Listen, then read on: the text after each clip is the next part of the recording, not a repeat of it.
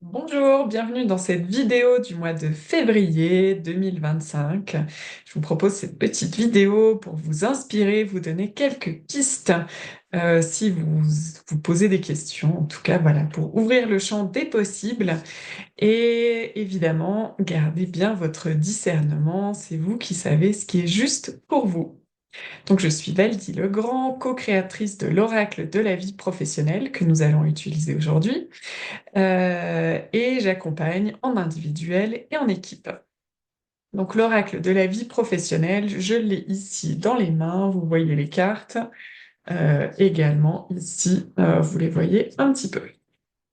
Donc j'ai tiré en avance la carte et je vais vous la lire et ensuite j'irai un petit peu plus loin dans des pistes d'exploration. Donc la carte pour le mois de février qui a été tirée est la carte obstacle. Mince, c'est pas la carte la plus drôle. Alors, obstacle, à quoi ça vous fait penser avant même de lire la carte? Comme à chaque mois, si vous le souhaitez, vous mettez pause et vous faites un petit brainstorming seul en quelques minutes. À quoi ça vous fait penser? Comment vous définissez un obstacle? À quoi ça vous fait penser par rapport à votre histoire personnelle?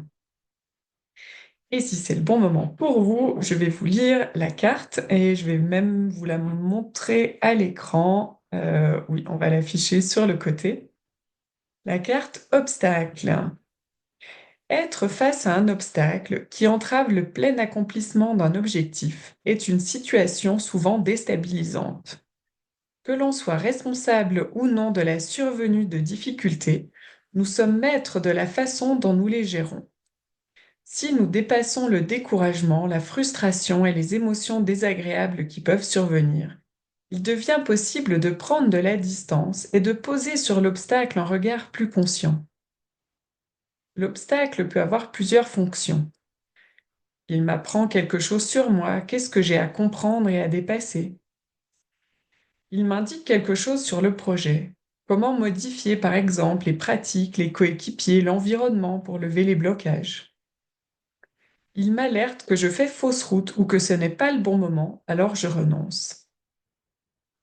Et si un avis extérieur, et si un avis extérieur pouvait m'apporter un point de vue décalé, porteur de solutions? Cette carte t'invite à une certaine légèreté face aux contrariétés. Souris, elles sont sans doute là pour te faire évoluer. Et nous avons 5 mots-clés qui sont anticipation, perspective, courage, ralentir et pépin. Et c'est la carte numéro 30.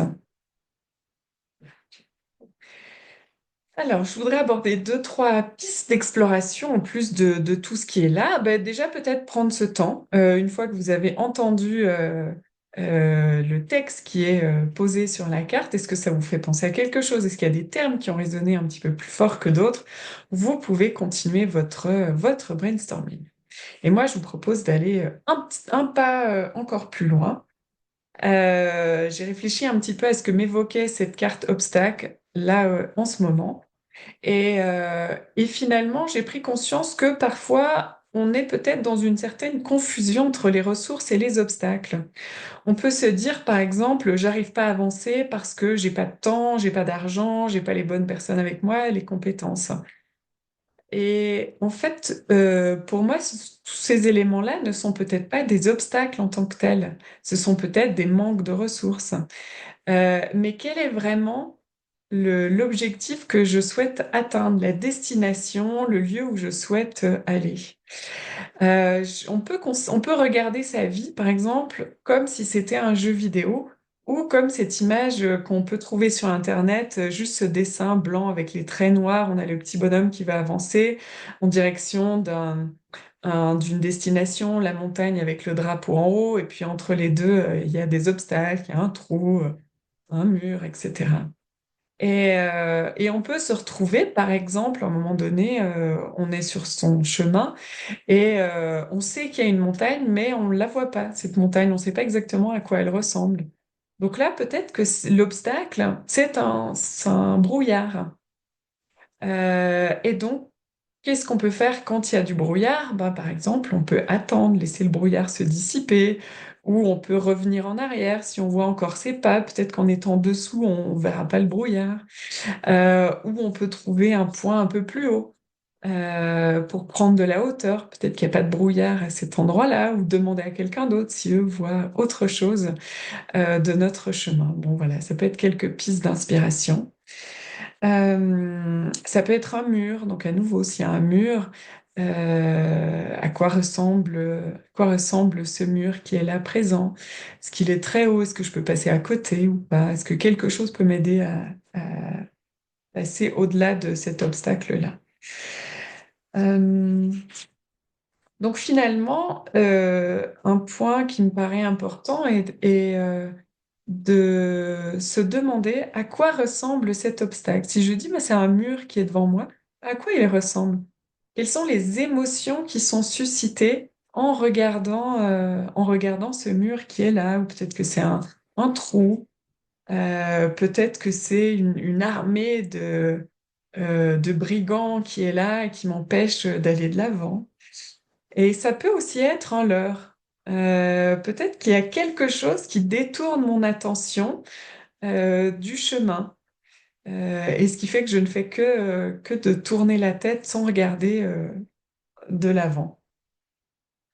Et puis, peut-être que ça peut être des obstacles qui sont à l'intérieur. Est-ce que des peurs sont là et qui m'empêchent d'avancer? Mais encore, je suis un petit peu mitigée sur ce qui se passe à l'intérieur. Est-ce que ce sont vraiment des obstacles? Si c'est par exemple un manque d'énergie ou trop de perfectionnisme ou un manque de motivation ou des peurs, est-ce que ce sont vraiment des obstacles ou pas? Peut-être que je peux atteindre mon objectif avec ces éléments qui sont là, même si j'ai un manque de confiance en moi. Est-ce que c'est vraiment très grave? Est-ce que ça va vraiment m'empêcher d'avancer ou est-ce que je peux trouver d'autres manières de compenser? Tout comme le manque potentiel de temps, d'argent ou d'autres ressources, comment est-ce que je peux avancer, faire face à l'obstacle qui est là en prenant en compte ce manque potentiel de ressources? Une autre piste pour regarder les obstacles, c'est évidemment qu'est-ce que j'ai à apprendre. En quoi ça va me faire me dépasser, m'améliorer, grandir. Et c'est tout de suite un peu plus réjouissant de se dire qu'une fois qu'on aura passé cet obstacle, on se sera développé, on aura évolué, on sera encore plus fort. Et on peut aussi se poser la question en équipe. En équipe, si on fait face à un obstacle commun, on est d'accord pour dire non, là, ça coince à tel niveau. Comment est-ce qu'on va faire pour se regrouper ensemble, combiner nos forces pour dépasser et avancer ensemble?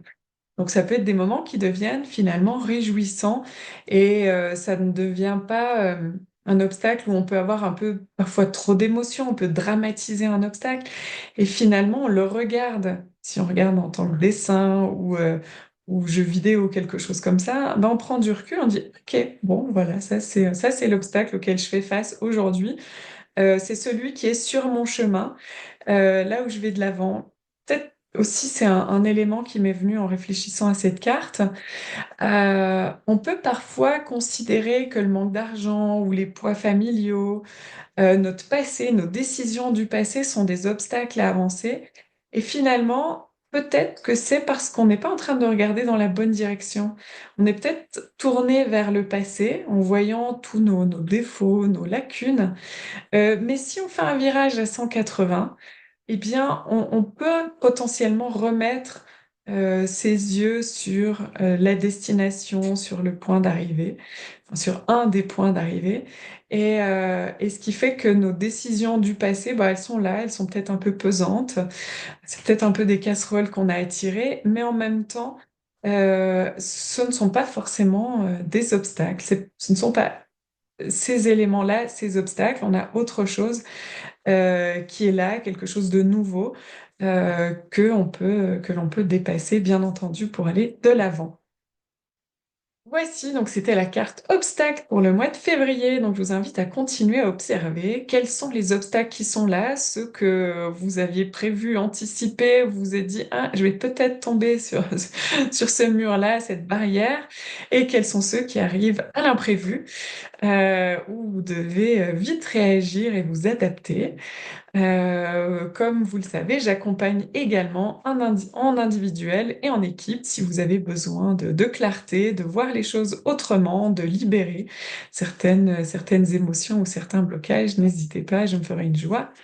Et vous pouvez également commander l'oracle de la vie professionnelle sur oraclevipro.com dont le lien est dans les commentaires. Merci beaucoup et au mois prochain.